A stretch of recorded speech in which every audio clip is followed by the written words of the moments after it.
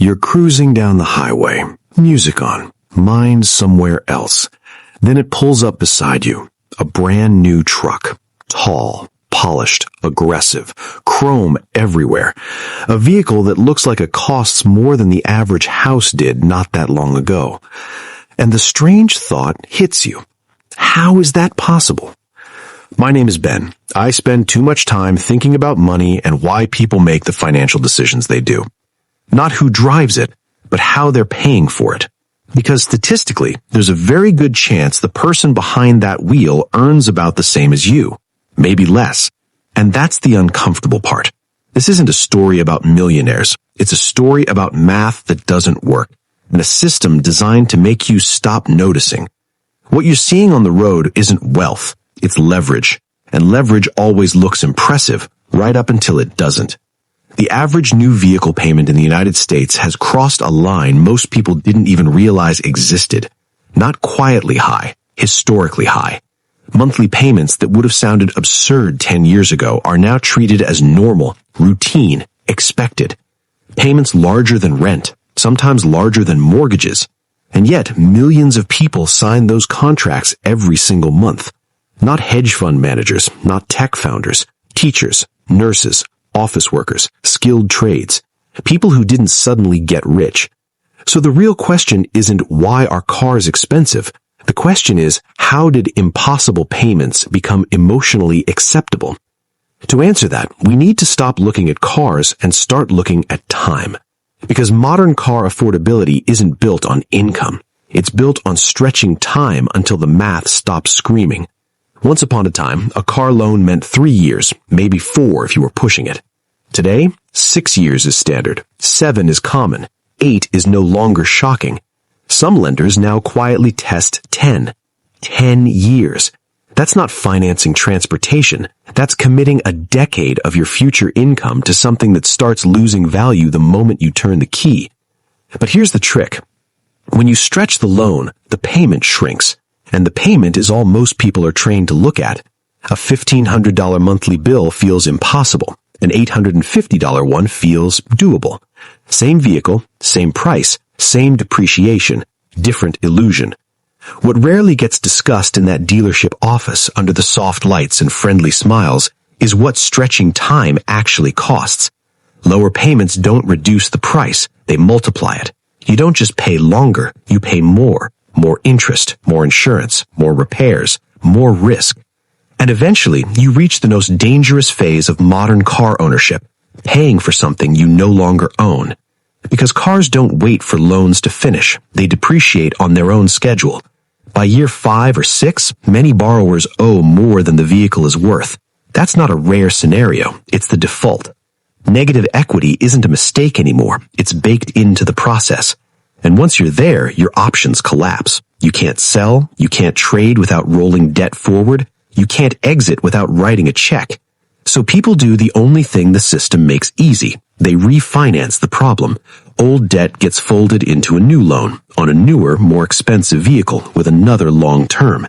It feels like progress. It's actually accumulation.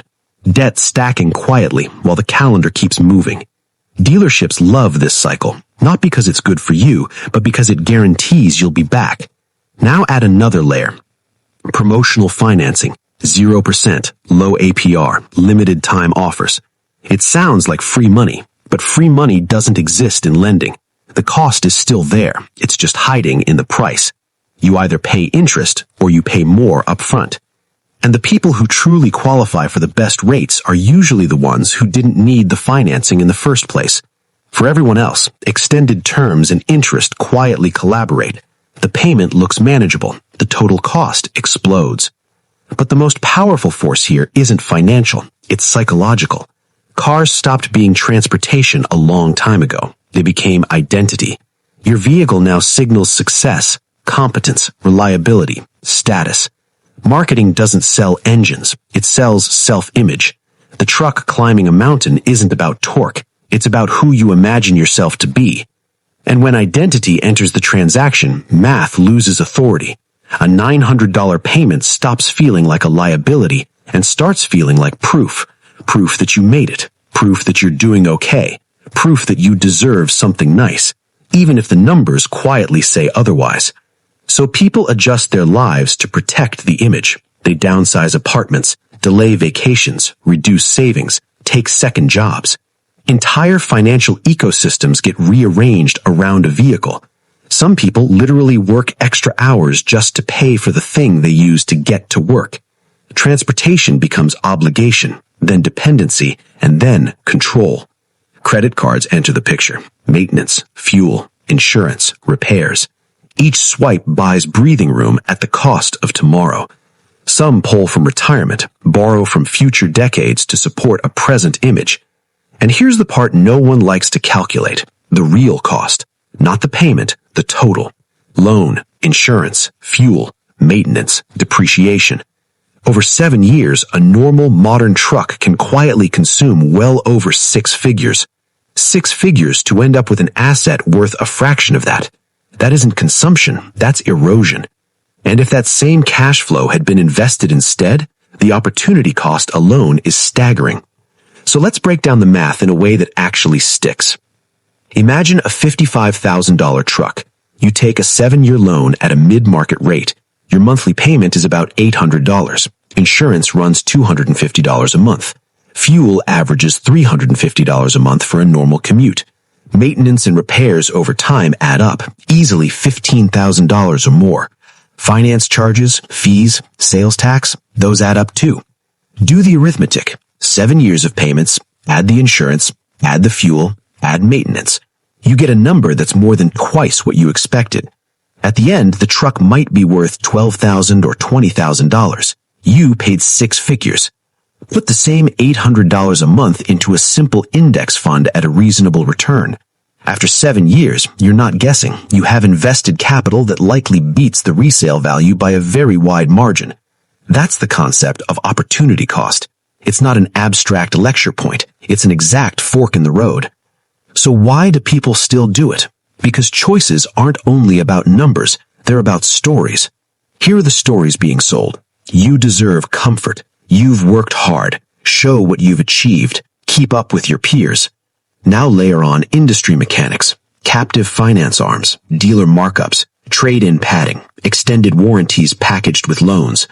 Each element nudges the buyer towards saying yes. And then there's a second financial trick, rollovers. You trade in a car that still has a loan. Negative equity gets rolled into the next loan. Your new monthly number looks fine. The old debt comes with you, invisible because it's bundled. It's a debt cascade. Add one layer, then another. Soon your loans outnumber any logic. Credit scores play a role too. High scores get the best deals. Low or borderline creditors face higher rates. Higher rates mean higher payments. Higher payments mean more pressure. More pressure increases the chance of using expensive fixes, credit cards, payday alternatives, 401k loans.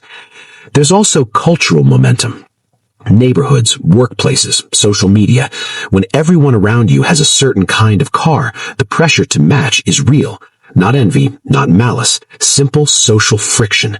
It's just what people do. Now let's be precise about dealer tactics. They sell monthly payments, not total cost. Why? Because numbers that look small every month get emotional acceptance. They offer trade-ins as relief. They promote longer terms as flexibility.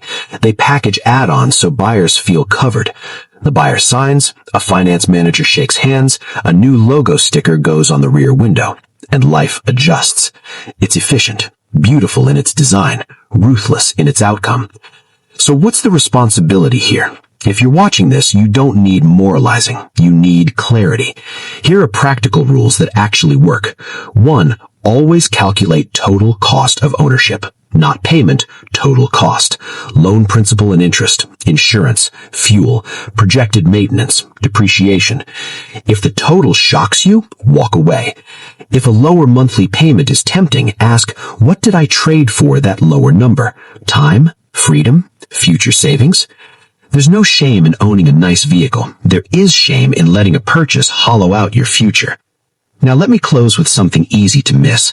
The car payment trap is not a moral failing. It's a design. It's elegant and persuasive. And because it's socially normalized, it feels normal. But normal isn't always right. When you look at the highway differently, not as a parade of status, But as a line of time sold forward, decisions change. Maybe you keep the reliable car in your driveway. Maybe you buy used. Maybe you invest the monthly difference. Maybe you negotiate harder. Maybe you choose a small, practical step today that preserves options tomorrow. The real question isn't whether someone can afford the payment, it's what they gave up so it would fit. And once you start noticing that trade-off clearly, the whole highway looks different. Not better or worse, just clearer.